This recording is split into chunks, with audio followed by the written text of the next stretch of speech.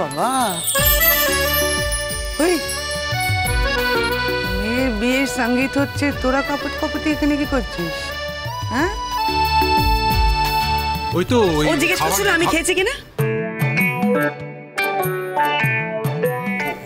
মানে ওষুধ না, খেয়েছি কি খাবার।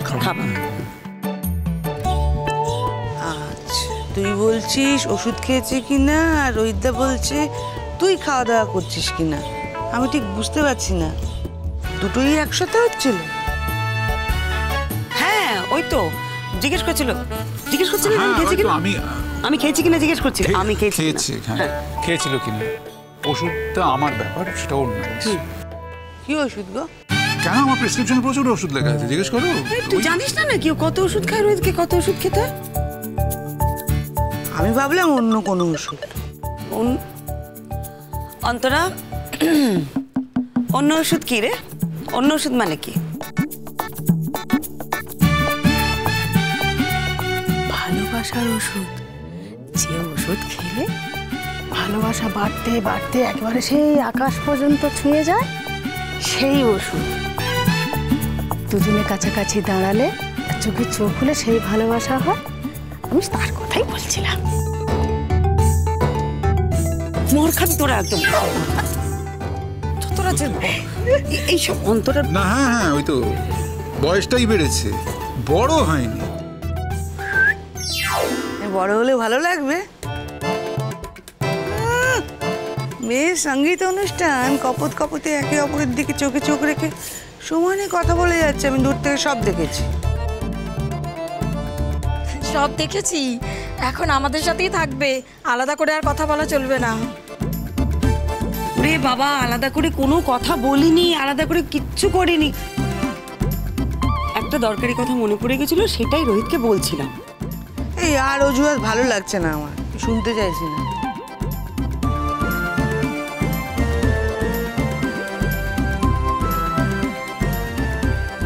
হ্যালো হ্যালো, একটু সময় চেয়ে নিচ্ছি।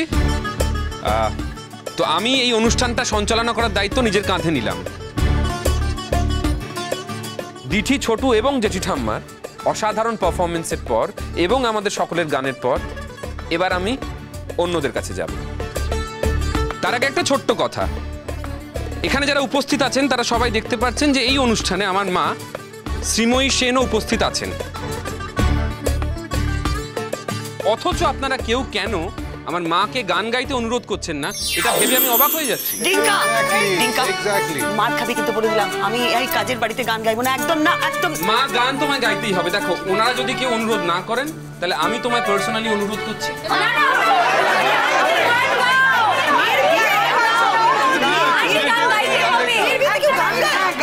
আন্টি, আজ কিন্তু আপনাকে আমাদের একটা উপহার দিতে হবে।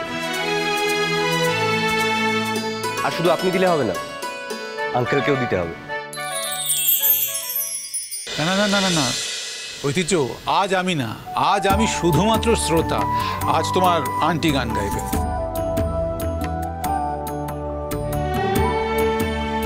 আজ একটু জমাটি গান গাস তো, কলেজে যেরকম টেবিল চাপড়ে গান গাইতাম ওরকম একটা গান গা না। আচ্ছা ঠিক আছে, কোনো পুরনো হিন্দি গান যদি তোর মনে থাকে। অন্তরা, তুই একটাও কথা বলবি না, চুপ করে থাক। আমি আজ গান গাইবো না, আমার অনেক কাজ আছে। অসম্ভব, তোমায় গান গাইতে হবে, আমি তোমায় বলছি। আচ্ছা মা, আমার কথা শোনো। দেখো, ছোটু তোমার জামাই, একমাত্র জামাই। সে তোমার কাছে একটা সামান্য উপহার চেয়েছে যে তুমি ওর সঙ্গীতে একটু গান ওকে গিয়ে শোনাও। তুমি এতটুকু পারবে না মা? তুমি এত নিষ্ঠুর? না না, কখনো না, কখনো না। মা, গাও না একটা গান। তোমার তো অন্যরকম গান আমরা শুনিনি, একটা গান গাও প্লিজ। প্লিজ প্লিজ প্লিজ মা, please please please please please. Dithi বললে আমি আর কি করে না বলি। জামাই বলছে।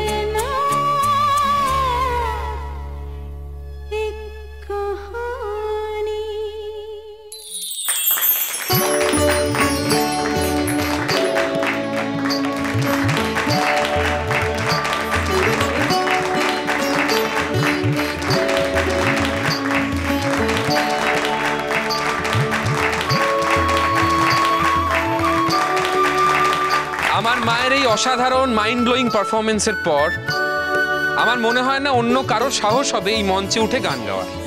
একজনের আছে, একজনেরই আছে শুধু। এই অনুষ্ঠান বাড়িতে শ্রীময়ী সেনের পর গান গাইবার সাহস শুধু মাত্র একজনেরই আছে। তার নামটা কি কেউ জানে, বা সে কোথায় আছে জানে না তো? হ্যাঁ, আমি মঞ্চে আসার অনুরোধ করছি। তুমি যেখানেই থাকো প্রত্যেশনযুক্ত মঞ্চে এসো, তোমাকে গান গাইতে হবে। না না না না না, শোনো, কালকে একটা মাত্র দিন আমাদের হাতে আছে, সবাই বিজি হয়ে যাবে, সময় নেই, অতএব প্লিজ তাড়াতাড়ি।